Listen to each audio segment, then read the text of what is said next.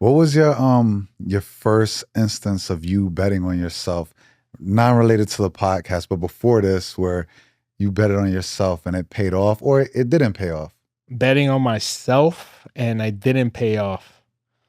I would have to say it was in the third grade when I asked the hottest girl in the third grade to be my girl, and she straight up put no, like on the paper. No. On a serious, I'm so serious. On a serious note, the first time I probably bet on myself, it was probably when I was like 13 or 14 years old, and I said that I wanted to, like, I always wanted to be a lawyer, right? But like, I was like, I want to go to the top institutions. I want to practice at the highest level. I want to be at the top of my classes. And I was pretty smart, but I never really applied myself like that until high school, and I was just crushing it.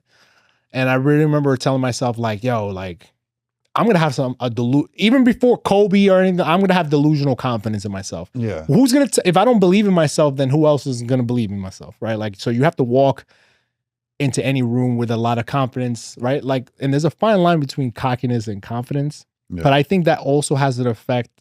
That also has a lot to do with the perspective of the person calling you cocky. Because it says a lot about them than it does about you, right? If you're calling me cocky, why are you calling me cocky? Yeah. If I feel like it's a lot of people that are insecure about themselves, and they're like, oh, he's cocky. Why don't they humble themselves? Like, why don't you humble yourself? But yeah, but it's one thing about being brash. Being brash is different. If we're having a dinner conversation, we're talking about something random, you start talking about yourself. That's being brash. And that's a little arrogant, right? But if you're asking me about myself, I'll give you an example. So I was having dinner a few weeks ago with someone who I haven't seen in like 13 years. Yeah. So basically since college.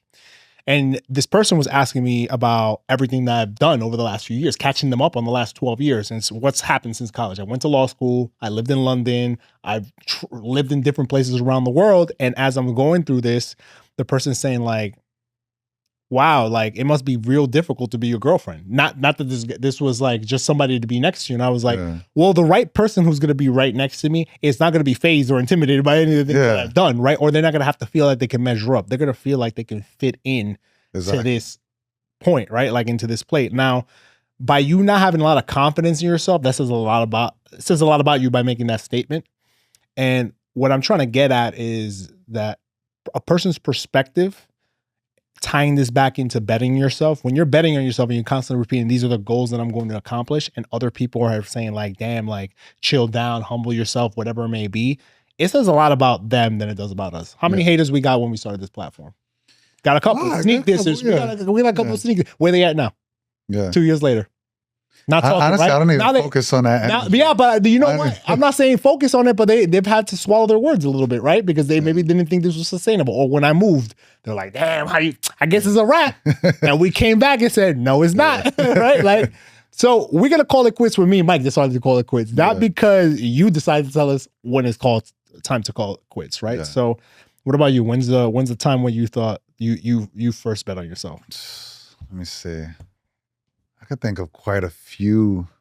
I mean, you better use all the time, bro. I know. Quite a few times. I would say one was I think high school basketball, definitely. But I'll speed it up a bit because I got a Michael Jordan story. You know, I got cut from my freshman year. Oh man! And I worked out, and I could have transferred schools. And this is All Hollow. You know, yeah. Okay. Yeah, cut freshman year. I could have transferred. Why'd you get cut though, Mike? No, to be honest, I didn't know this. This is like, yo, growing up in the hood or playing basketball, I didn't know the whole AAU circuit was big, you know? Oh, yeah. Because it was literally just like, I was the first one in my family, I feel like, to like really play ball and hoop. So I didn't have, you know, the older brother or the pops that's like, yo, this is where you got to go to Riverside, go to Gauchos. I was just hooping, you know, and hooping in the local tournaments and everything like that. I feel like I was nice, which I was. To Rucker Park, man? Yeah, I played in Rucker. You played? I actually played for Team Rock and all that. So back in the day. But so I got cut, and it was because they was recruiting kids from the 8th grade and all that. Like already coming freshman year, like, yo, I'm on the team. I got recruited to come here. I'm like, what the hell? Like, they do this? And so the team was already set, got cut, and it was nice, got cut. But then like I came back next year, and like I was like, nah, I'm making this team. Ain't no way. Like, and I'm busting dudes. Is JV squad or still varsity? JV. Okay. JV. So busting dudes' ass in intramurals, this and that. One of my boys, my best friends, was on the team and all that. He's like, yo, you gotta be on the team. Like, yo, you nice. And then next year, tried out, made the team, then ended up playing 1 year JV. You played guard? Yeah, point guard. Were you a pass first guard or you were a shoot first guard? Pass first. Okay.